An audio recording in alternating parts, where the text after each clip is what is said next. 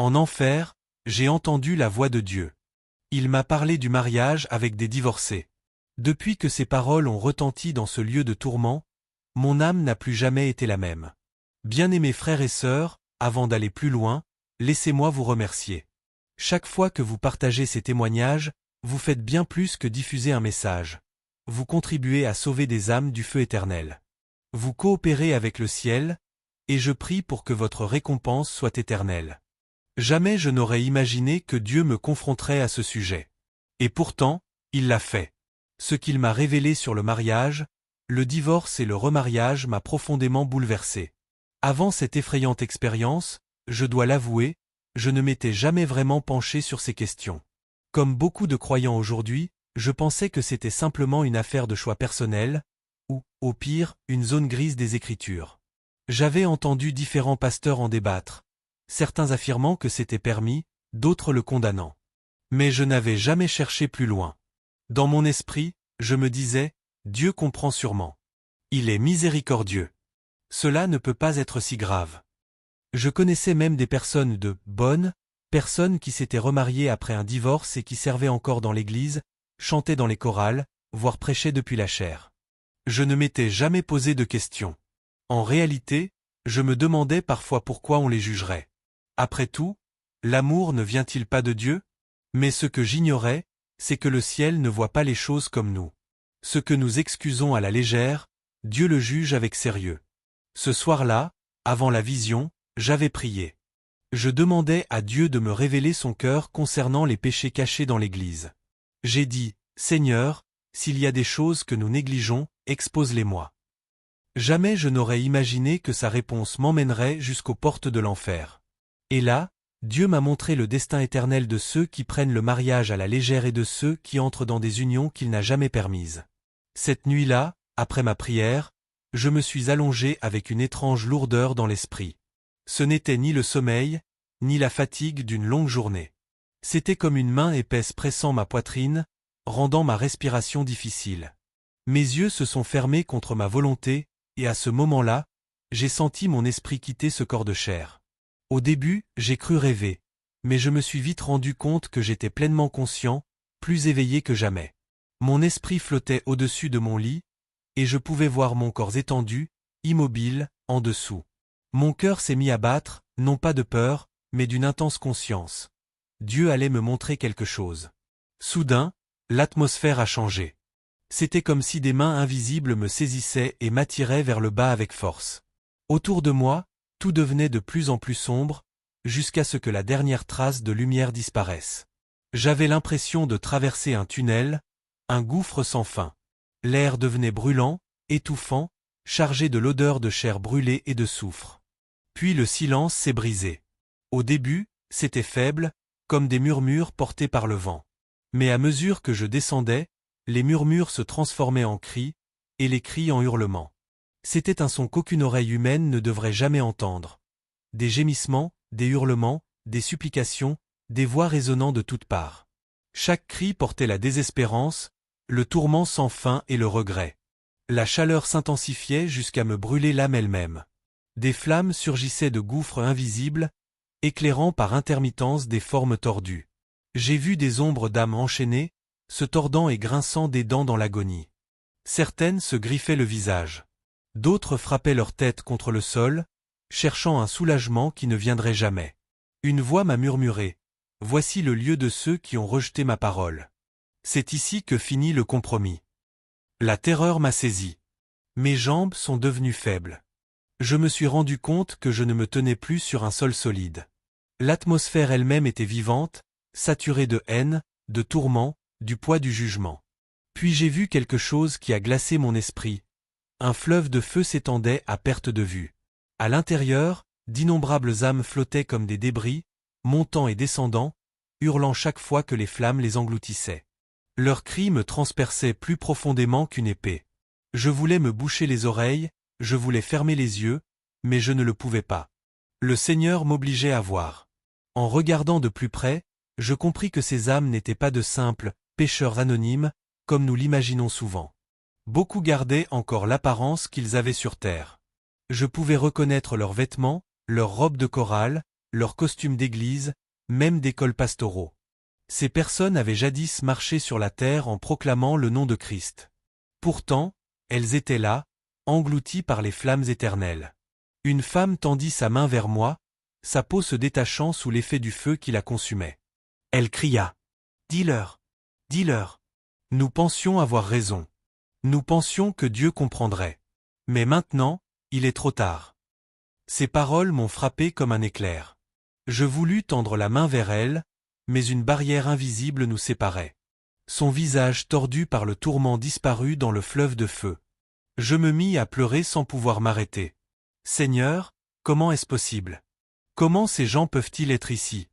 Ils connaissaient ton nom. Alors, le sol sous mes pieds se mit à trembler violemment. Une voix tonitruante emplit le gouffre.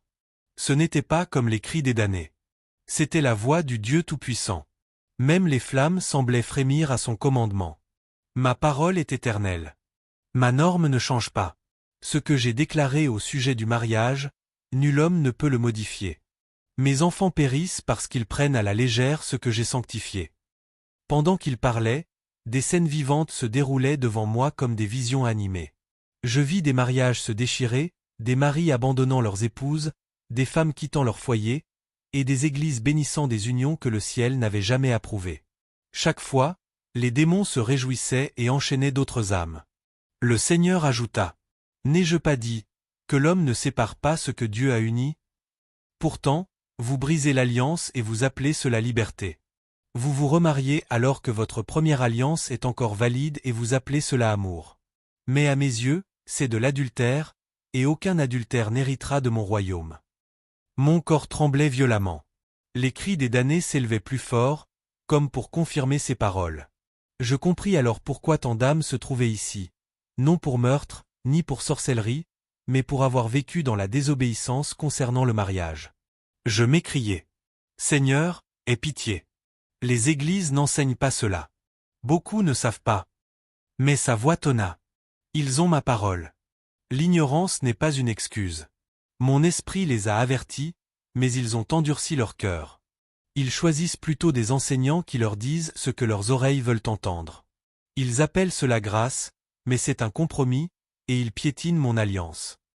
À ce moment, je vis des prédicateurs en enfer, pleurant amèrement. Ils avaient tordu les Écritures pour justifier le divorce et le remariage.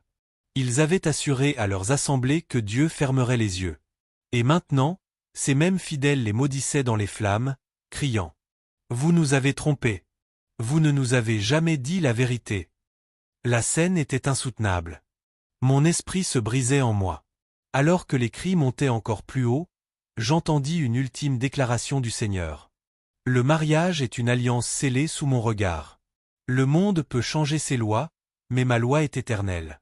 Bénis soient ceux qui gardent ma parole, mais maudits soient ceux qui la transgressent et entraînent les autres à tomber. Dis-leur. Dis-leur tant qu'il en est encore temps. Aussitôt, je sentis une force violente me tirer vers le haut, loin du gouffre. Les hurlements s'évanouirent, la chaleur diminua et je me retrouvai haletant. Mon corps tremblait sur le lit, trempé de sueur, comme si j'avais couru des kilomètres. Mais une vérité brûlait en moi, plus ardente que toutes les flammes ressenties. Dieu avait parlé en enfer et il avait rendu son jugement clair. Alors que la vision se poursuivait, mes yeux furent attirés vers une section particulière du gouffre. Les flammes se déplacèrent et je fus contraint de voir des âmes subissant un tourment particulier. Contrairement au fleuve de feu que j'avais vu au début, celles-ci étaient confinées dans des fosses séparées, chacune enchaînée, chacune brûlant dans l'angoisse. Dans mon cœur, je demandai « Seigneur, pourquoi celles-ci sont-elles mises à part ?» Et la voix du Seigneur répondit « Ce sont ceux qui se sont remariés alors que leurs partenaires d'alliance vivaient encore. Ce sont ceux qui ont épousé des divorcés, méprisant ma parole. » Aussitôt, je vis un homme crier d'une voix qui transperçait l'air. Ses chaînes étaient serrées et les flammes l'encerclaient sans cesse. Les yeux remplis de tourments, il me regarda et cria « Je l'aimais. Je voulais seulement une famille. Pourquoi suis-je ici ?»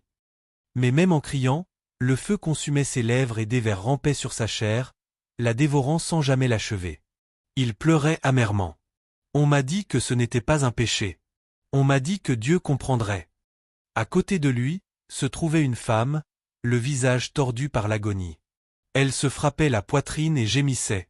Je pensais que la bénédiction de l'Église suffisait. J'ai épousé un homme qui avait divorcé de sa femme, et je me suis dit, Dieu est sûrement miséricordieux. Mais me voici, condamné pour l'éternité. Ces paroles m'ont profondément bouleversé. Je vis que tous deux avaient vécu ce que beaucoup sur terre appelleraient une vie chrétienne ordinaire.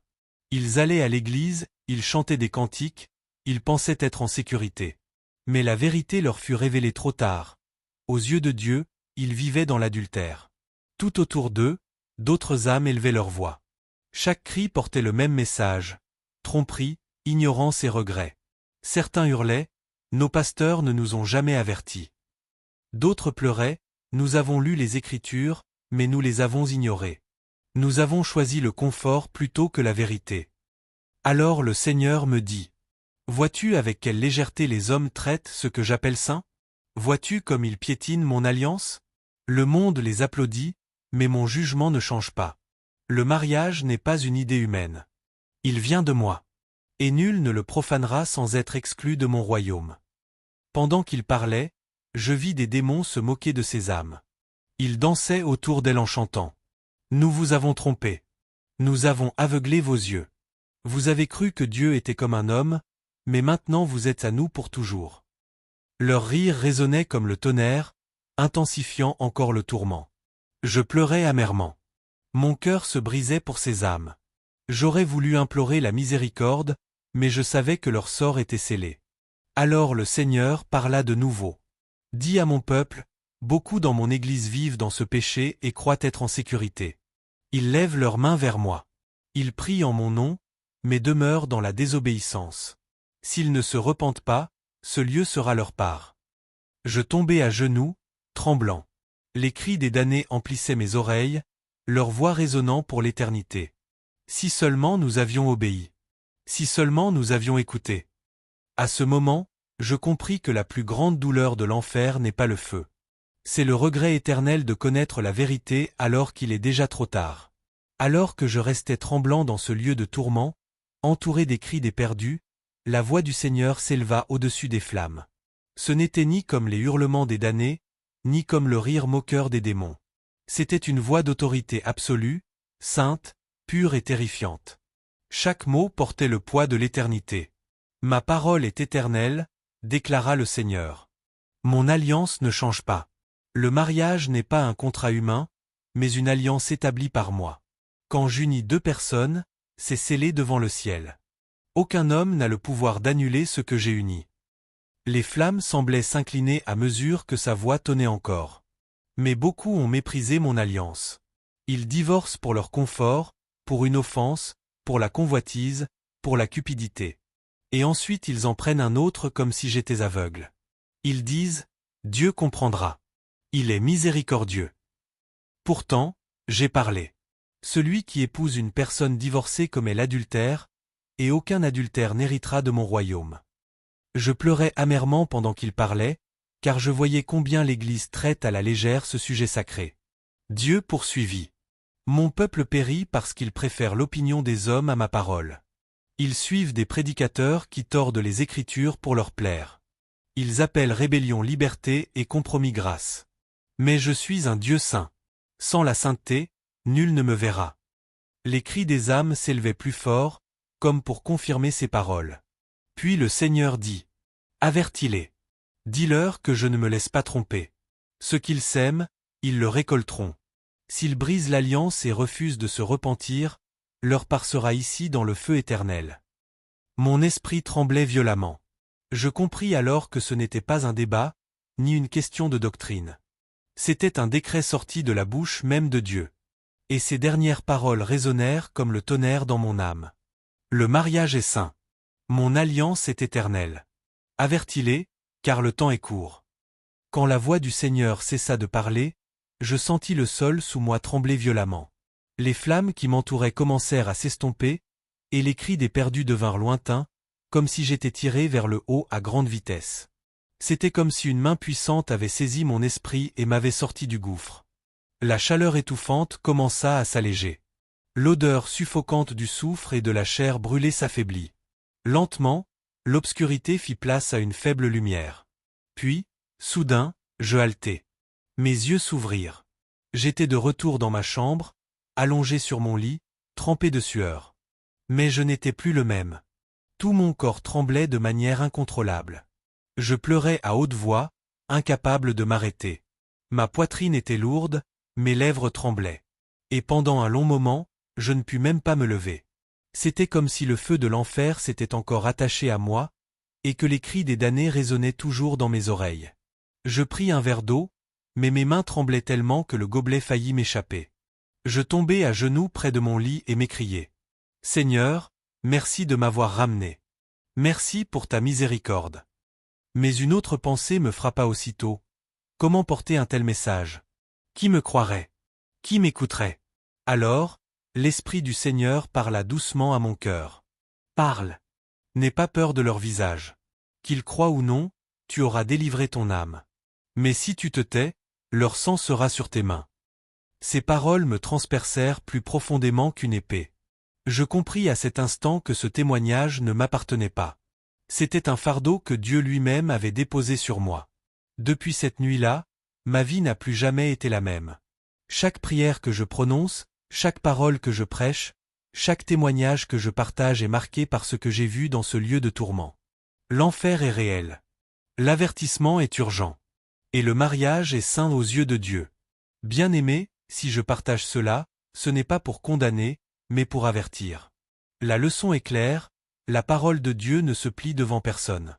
Ce que Dieu a déclaré saint demeure saint, quelles que soient les tentatives des cultures, des gouvernements ou même des églises pour le redéfinir. Le mariage n'est pas une institution humaine, c'est une alliance scellée dans le ciel. Les papiers de divorce peuvent dissoudre une union devant les hommes, mais aux yeux de Dieu, le lien demeure jusqu'à la mort. C'est pourquoi Jésus lui-même a dit « Celui qui épouse une personne divorcée commet un adultère ». Ce ne sont pas mes paroles, ni une interprétation humaine, ce sont les paroles du Seigneur. Mon cœur tremble en pensant aux nombreuses âmes que j'ai vues dans les tourments, pleurant parce qu'elles avaient cru au mensonge. Elles pensaient que Dieu fermerait les yeux, que la grâce équivalait à la permission, que l'approbation humaine suffisait. Mais l'éternité leur prouva le contraire. C'est pourquoi je dois vous avertir. Si vous vivez dans une telle union, repentez-vous. Si vous êtes pasteur, cessez de bénir ce que Dieu a maudit. Si vous songez au divorce, souvenez-vous de l'alliance que vous avez faite devant Dieu. L'enfer est réel. L'éternité est longue. Mais aujourd'hui encore, la miséricorde vous appelle. Dieu ne veut pas que quiconque périsse, mais il ne changera jamais sa parole pour personne. Le choix vous appartient, obéissez maintenant et vivez. Si vous vivez dans le péché, repentez-vous sans tarder. Si vous êtes lié par une alliance que Dieu n'approuve pas, cherchez sa miséricorde tant qu'il y a encore souffle en vous. Car demain n'est pas garanti. Choisissez la sainteté aujourd'hui. S'il vous plaît, partagez ce message afin que d'autres puissent échapper au feu éternel. Commentez d'où vous regardez et abonnez-vous pour d'autres témoignages. Que le Seigneur nous prépare tous pour l'éternité, au nom de Jésus. Amen.